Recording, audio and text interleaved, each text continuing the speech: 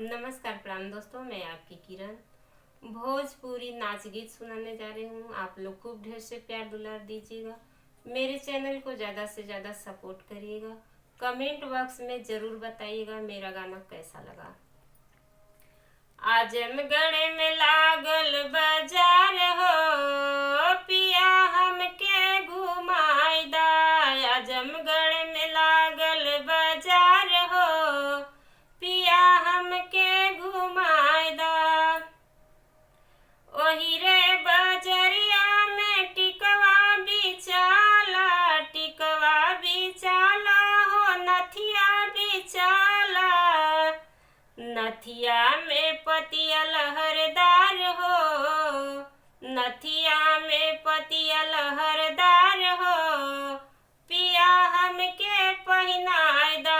नथिया में पतिया लहरदार हो, पिया हमके पहिनाय दा। आजमगढ़ में लागल बाजार हो, पिया हमके घुमाय दा।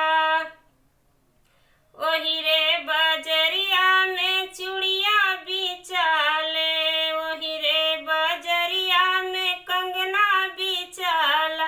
कंगना में नग मजेदार हो, पिया हमके पहिनाय दा। कंगना में नग मजेदार हो, पिया हमके पहिनाय दा। आजमगढ़ में लागल बाजार हो, पिया हमके घुमाय दा।